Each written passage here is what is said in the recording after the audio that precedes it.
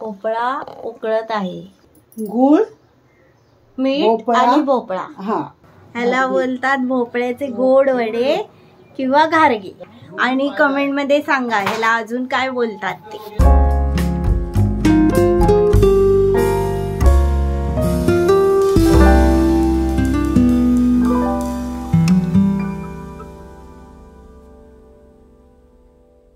आज बनणार आहेत घारगे. आता आम्ही तुम्हाला रेसिपी दाखवतो. ही बघा इथे पीठ काढून ठेवले ते आम्ही तुम्हाला दाखवतो. भोपळा आहे हो उकळून ठेवलाय. नाही नाही उकळायचं आहे, त्याच्यात गूळ टाकायचं.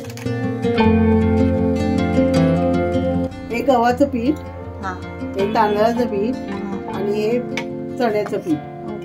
हे आता उकळत ठेवणार गोळ आणि भोपळा आणि त्याच्यामध्ये आता मीठ चवीपुरता. आता ते उकळेपर्यंत येऊया नंतर. हे बघा भोपळा उकळत आहे. गुळ वितळला ना. हळद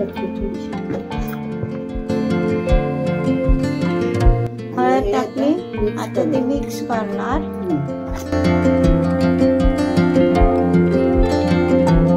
मिक्स केलं आणि ह्याच्यात हे आता गूळ पाण्यासकट टाकायचं. पाणी पाहिजे ना पीठ मळायला. कसं काय मळणार.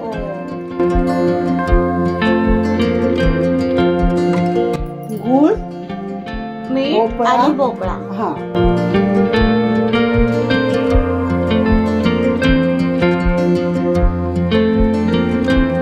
पीठ मळून झालं. आता थोड्या वेळाने थोडं तेल पण लावलंस ना.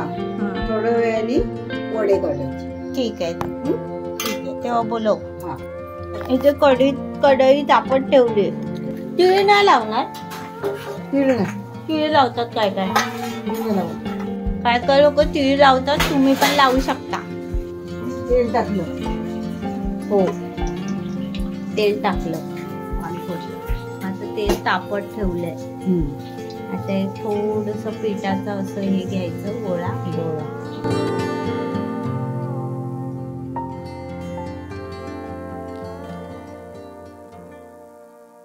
आणि थोडं पाणी लावायचं आणि थापायचं.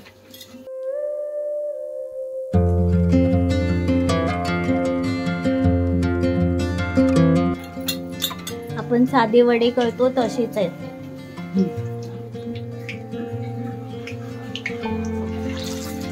हा असा तळायचा.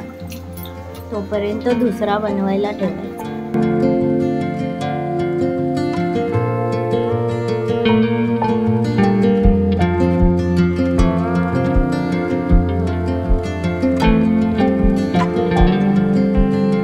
वडा झालेला आहे. आता दुसरा. सावकाश तेल जास्त तापलं. आता आपण 2-2 वडे तळत आहोत.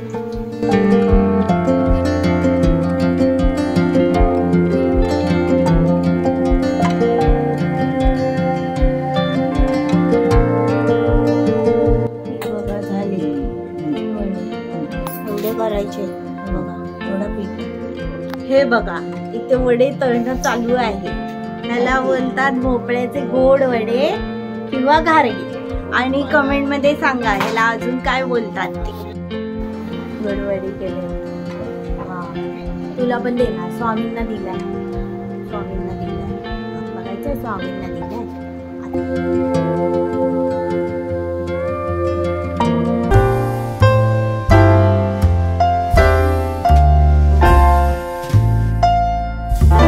भोपळ्याच्या घारग्यांची रेसिपी कशी वाटली ती नक्की कमेंट मध्ये सांगा.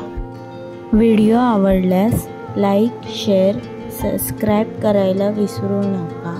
बाय. भेटूच आपण पुढच्या व्हिडिओमध्ये.